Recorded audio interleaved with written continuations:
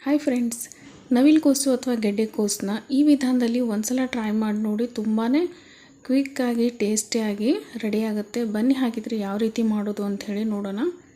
ಮೊದಲಿಗೆ ಇಲ್ಲಿ ನಾನು ಒಂದು 7ರಿಂದ 8 ಹಸಿಮೆಣಸಿಕಾಯಿನ ತೊಗೊಂಡಿದ್ದೀನಿ. ಹಾಗೆ 1 ಇಂಚ್ ಆಗುವಷ್ಟು ಹಸಿ ಶುಂಠಿನ ಕಟ್ ಮಾಡಿಬಿಟ್ಟು ತೊಗೊಂಡಿದ್ದೀನಿ. ನಿಮಗೆ ಖಾರಕ್ಕೆ ಎಷ್ಟು ಬೇಕು ಅಂಥೇಳಿ ನೋಡಿಕೊಂಡು ಮೆಣಸಿಕಾಯಿನ ತೊಗೊಳ್ಳಿ.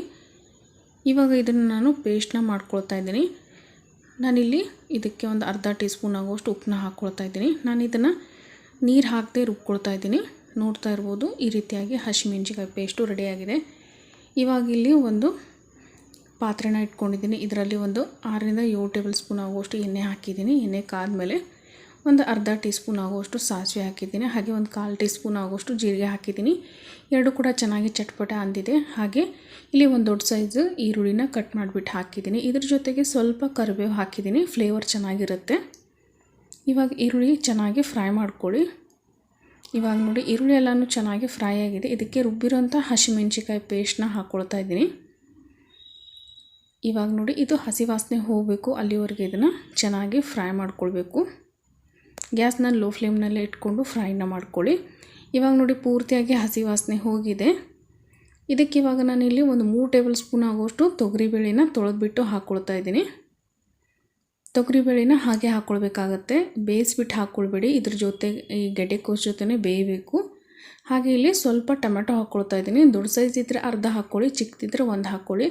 ಒಂದು 1/4 ಟೀ ಸ್ಪೂನ್ ಆಗುವಷ್ಟು ಅರಿಶಿನ ಪುಡಿ, ಹಾಗೆ ಒಂದು ಸ್ವಲ್ಪ ಉಪ್ಪು ಹಾಕ್ಕೊಳ್ತಾ ಇದ್ದೀನಿ. ಉಪ್ಪನ್ನ ನೋಡ್ಕೊಂಡು ಹಾಕ್ಕೊಳ್ಳಿ, ಯಾಕಂದರೆ ನಾನು ಆಲ್ರೆಡಿ ಮೆಣಸಿಕಾಯಿ ಪೇಸ್ಟ್ ಮಾಡಬೇಕಾದ್ರೆ ಹಾಕಿದ್ದೆ. ಇವಾಗ ನೋಡಿ, ಇದನ್ನು ಎಲ್ಲನೂ ಚೆನ್ನಾಗಿ ಮಿಕ್ಸ್ ಮಾಡ್ಕೊಂಡಿದ್ದೀನಿ. ಇದಕ್ಕೆ ಇವಾಗ ನಾನು ಒಂದು ದೊಡ್ಡ 2 ಗೆಡ್ಡೆಕೋಸನ್ನ ಕಟ್ ಮಾಡಿಬಿಟ್ಟು ಸೇರಿಸ್ಕೊಳ್ತಾ ಇದ್ದೀನಿ. ಅಂದರೆ ನವಿಲುಕೋಸನ್ನ ನೀವು ಎಷ್ಟು ಮಾಡ್ಕೊತೀರಾ ಅನ್ನೋದ್ರ ಮೇಲೆ ತೊಗರಿಬೇಳೆನ ಹಾಗೆ ಹಸಿಮೆಣಸಿಕಾಯಿ ಪೇಸ್ಟ್ನ ಹಾಕ್ಕೊಳ್ಬೇಕಾಗತ್ತೆ. ಇವಾಗ ಇದನ್ನು ಕೂಡ ಅಷ್ಟೇ ಚೆನ್ನಾಗಿ ಮಿಕ್ಸ್ ಮಾಡ್ಕೊಳ್ತಾ ಇದ್ದೀನಿ. ಇದು ಹಸಿ ವಾಸನೆ ಹೋಗಬೇಕು, ಅದಕ್ಕೆ ಇದನ್ನು ಮಿಕ್ಸ್ ಮಾಡಿದ ಮೇಲೆ ಒಂದು 2 ನಿಮಿಷ ಮುಚ್ಚಿ ಇಟ್ಕೊಳ್ತಾ ಇದ್ದೀನಿ. ಲೋ ಫ್ಲೇಮ್ನಲ್ಲೇ ಇಟ್ಕೊಳ್ಳಿ, ಸೀದೋಗಬಾರ್ದು.